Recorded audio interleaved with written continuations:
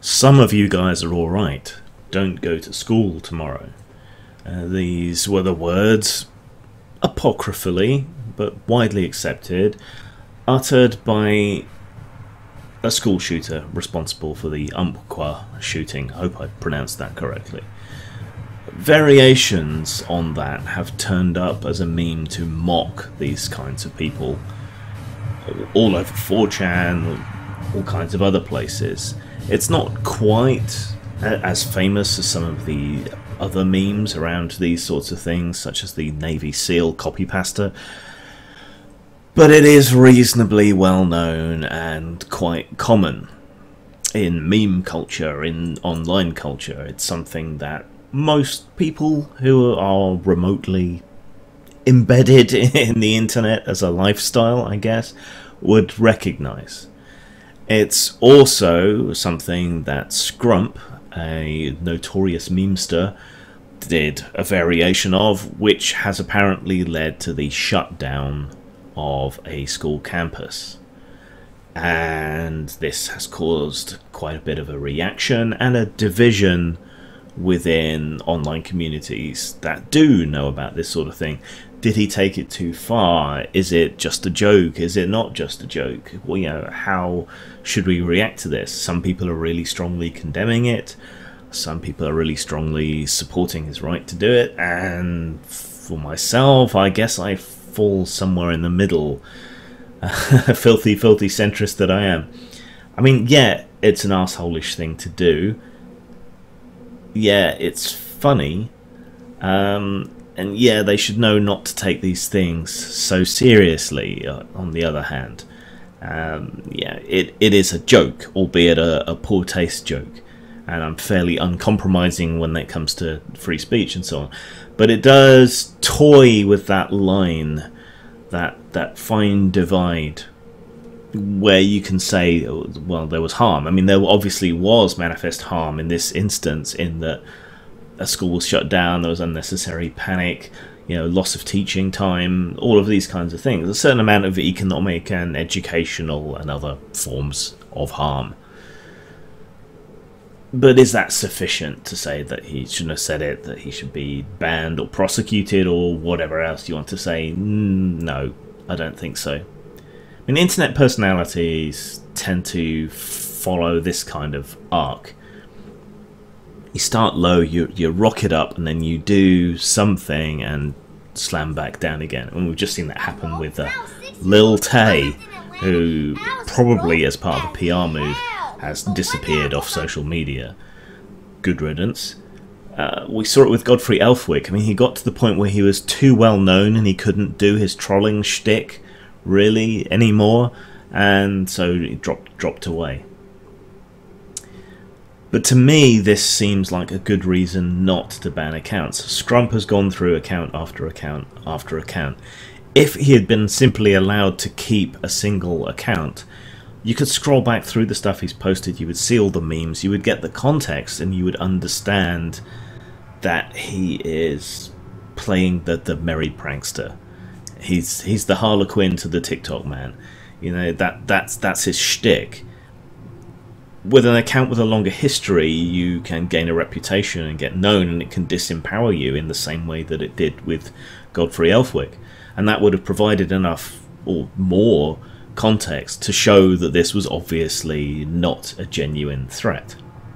I mean, you can kind of compare this to hackers. You've got white hat hackers who test security of computer systems, you know, to try and protect them and increase their protection.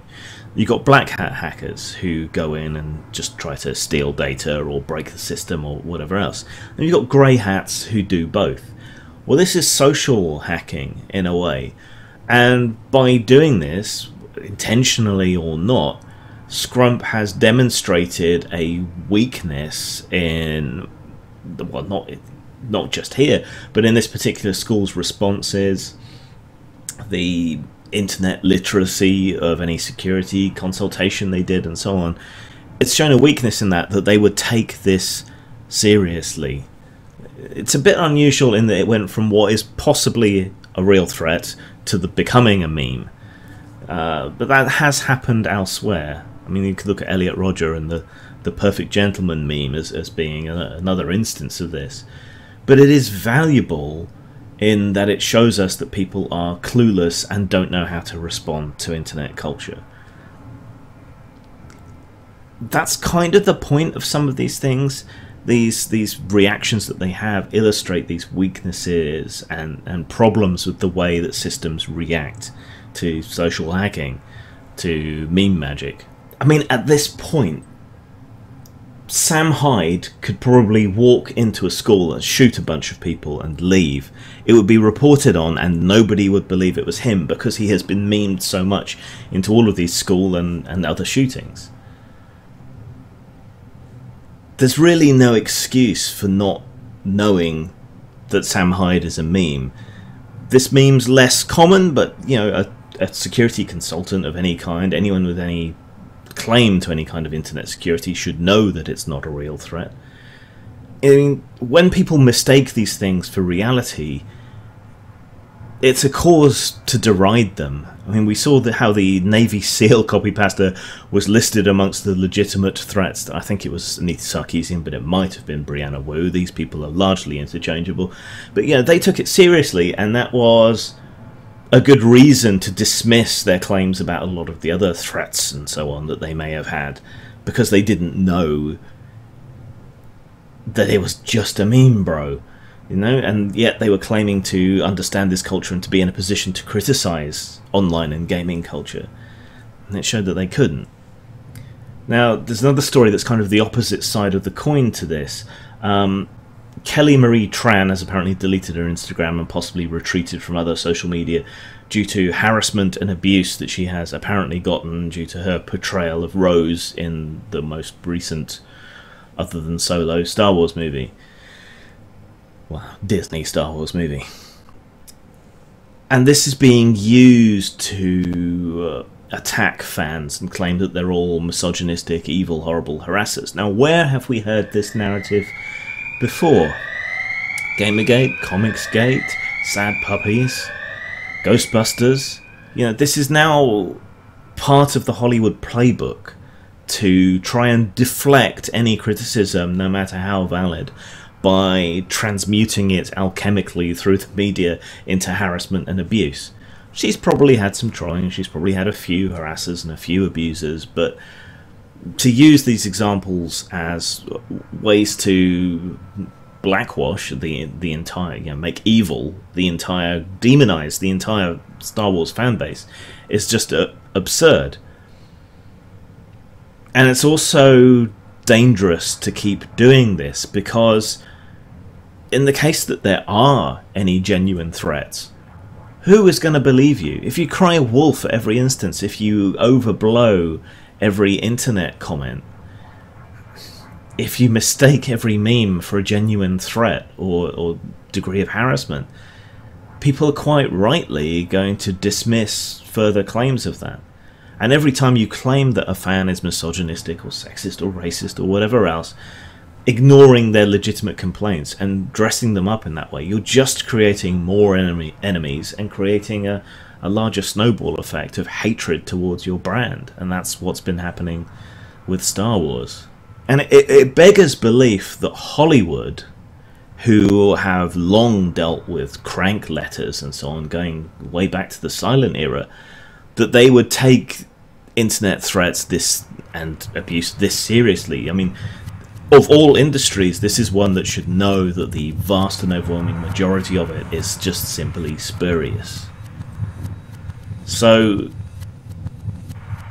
yeah, Scrump did something bad. Hollywood Studios are doing something bad. That bad? We just need to apply our critical faculties. But both instances do underline how companies can misuse supposed threats to deflect from genuine criticism, and just how bad a lot of internet security is when they can't tell the memes from the real. Zang. Postmortem Studios sells a wide variety of stock art, well over 500 pieces, many of them by RPG industry veteran Brad McDevitt. These are available for you to use in your personal or professional projects, whether stories or games or anything else. Check us out at rpgnow.com.